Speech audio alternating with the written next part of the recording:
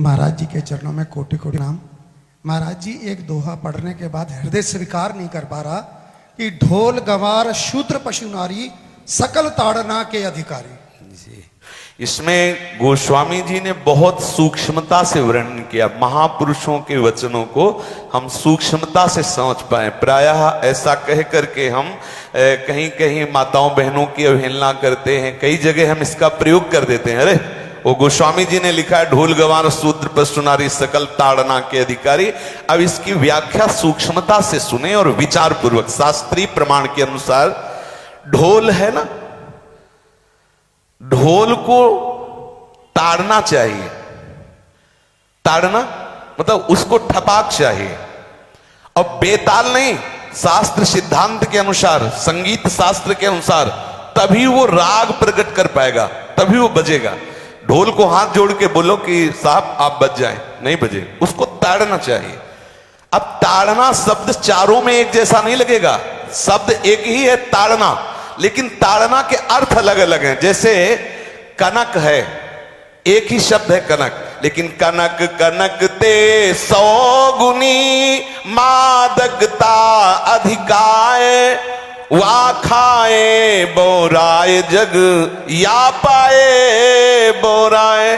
बोले कनक ही शब्द है। जैसे ताड़ना शब्द का हम प्रयोग केवल वही समझे कि ताड़ना देना ही नहीं, उसका अर्थ अलग अलग है। जैसे कनक शब्द है, कनक को सोना भी कहते हैं और कनक को धतूरा भी कहते हैं।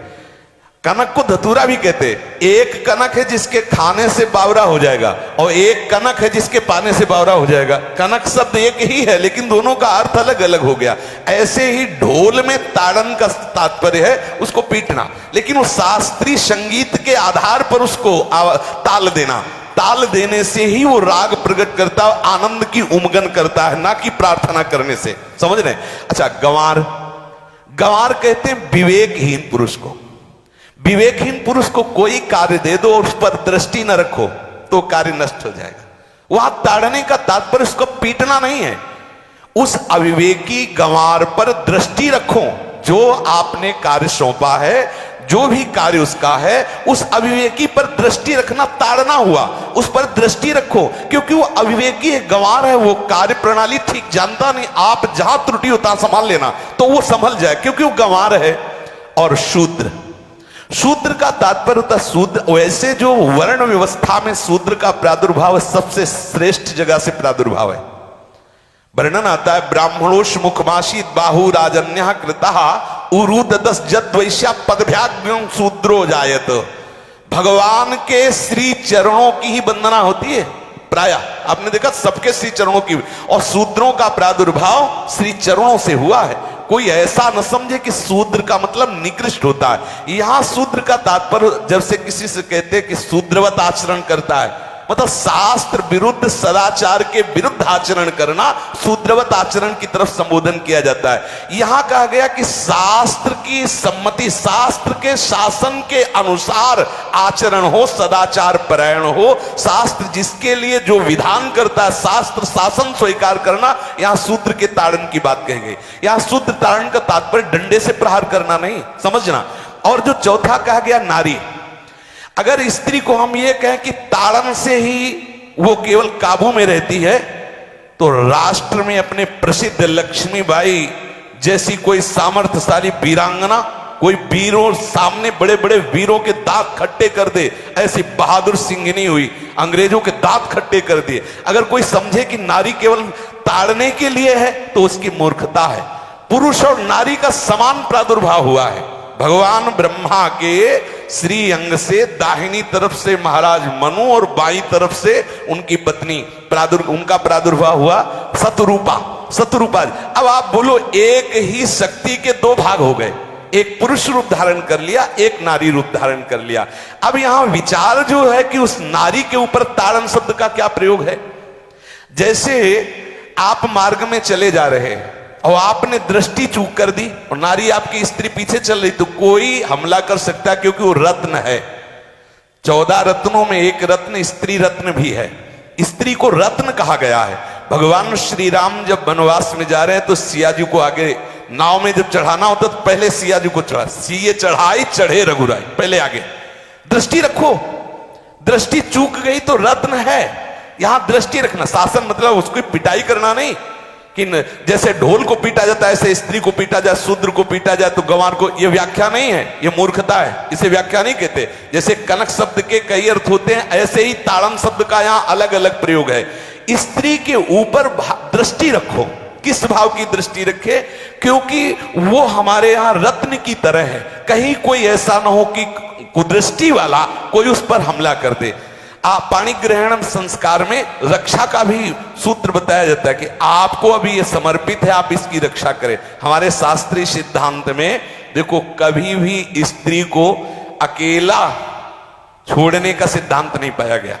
अगर शास्त्रीय सिद्धांत, बच्ची है तो माता पिता के शासन, थोड़ी बड़ी हुई तो भाई आदि के बीच में, और बड़ी हुई तो पति के, और बड़ी हुई तो पुत्रों के, मतलब एक सानिध्य का एक दृष्टि रखी गई है कि यदि आप अपनी दृष्टि में रखेंगे तो उसका अमंगल नहीं होगा, उसका हित नहीं होगा। ये जो जैसे मानो कोई सी स्त्री को अकेला कोई पा गया और कुमार्गगामी वृत्ति वाला हुआ, तो आज जो घटनाएं सुनने को मिलती हैं, अगर हमारी दृष्टि हो उस पर तो ऐसा नहीं हो सकता। और दूसरी बात यह है कि स्त्री को बुद्धि स्वरूपा भी माना गया। भगवान से भीष्म जी कहते हैं, मैंने अपनी कुंवारी कन्या बुद्धि को, हमारी कुंवारी कन्या है बुद्धि, सदैव सुरक्षित रखा है, आज आपके चरणों में समर्पित करते हैं। तो शास्त्र शासन के द्वारा बुद्धि को सदैव अपने अधीन रखो, कहीं बुद्धि कुमार्गगामी ना हो जाए। यहां स्त्री के ताड़न का केवल एक सूत्र है कि आप उस पर दृष्टि बनाए रखें, कहीं स्त्री रत्न कहीं अपवित्र ना हो जाए, कहीं दूसरे का किसी तरह से कुमार्गगामी लोगों का ऐसा कोई बर्ताव ना हो जाए, इसलिए सावधान। वहां उसको पीटने का शब्द नहीं है कि ढोल गवार शूद्र पशु नारी सकल ताड़ना के अधिकारी। ताड़ना का तात्पर्य वहां पीटना नहीं तो विद्वता में देखो तो एक से एक, साधुता में देखो तो एक से एक, वीरांगना देखो एक से एक, ऐसा नहीं कह सकते। क्योंकि जो सामर्थ्य पुरुष में वही सामर्थ्य भगवान ने स्त्री में भी दी, क्योंकि भगवान के ही दो रूप हैं, एक स्त्री और एक पुरुष, समझ रहे ना। तो इसमें एक ताड़न शब्द का कई अर्थ होता है। भगवान की साक्षात शक्ति स्त्री है। अगर कोई इस भाव से देखे कि स्त्री तो केवल ताड़ना मतलब केवल गाली दे के बात करना, ऐसा नहीं। जिस घर में स्त्री का अपमान होता है उस घर का नाश हो जाता है, निश्चित हो जाता है। आप देखिए, रावण का सत्यानाश हो गया जगदम्बा सीता के प्रति, दुर्योधन का सत्यानाश हो गया द्रौपदी के प्रति। जहां स्त्री का अपमान हो जाए, अगर कोई ये समझे कि स्त्री केवल मतलब जैसा हम चाहें वैसा व्यवहार करे, तो अगर नाश ना हो जाए तो हमें बता देना, क्योंकि भगवान की वो शक्ति है। अगर उसे तुम सोचो कि हम ताड़न करें, जैसे ढोल को ताड़न करें ऐसे ताड़न करें, तो तुम्हारा नाश हो जाएगा। बिल्कुल सच्ची बात समझ लीजिए। केवल वहां दृष्टि रखने की बात कही गई है, आपका अधिकार है, आप उसकी सुरक्षा व्यवस्था में रहें। और एक वृत्ति होती है, अगर शासन ना हो तो हमारी बुद्धि भ्रष्ट हो जाए, हमारी बुद्धि भ्रष्ट हो जाए, आपकी बुद्धि भ्रष्ट हो जाए। भगवान का भय, शास्त्र का भय, लोक मर्यादा का भय, ये हमको सुरक्षित रखता है। इसलिए दृष्टि रखने की आवश्यकता है कि वो पवित्र रहे, वो सुरक्षित रहे, ना कि उसको पीटने के लिए यहां संबोधन किया गया गोस्वामी तुलसीदास जी ने।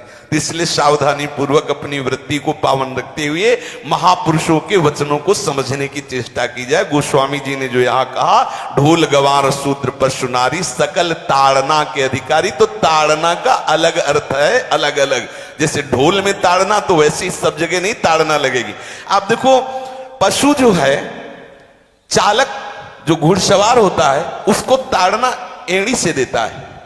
अपने चालक जो होता है घुड़सवार एड़ी से, किसान जो होता है वो बैल को बोलता है दाहिने, जैसे हल जोतने होता है बाएं, वो भाषा समझता है, बाएं मुड़ जाए, और नहीं मुड़ता तो पीछे अरई है एक छड़ी, उससे वो इशारा देता है, वो समझ जाता है।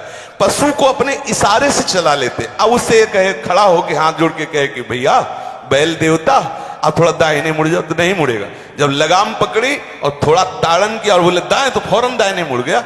आप देखो, जो बैलगाड़ी चलाते हैं, घोड़ा गाड़ी चलाते हैं, ऊंट चलाते हैं, तो पशु शासन के द्वारा उसको इशारे से किधर चलना उसको इशारा बता दो। अलग अलग जगह इस ताड़न शब्द का अर्थ प्रयोग किया गया है।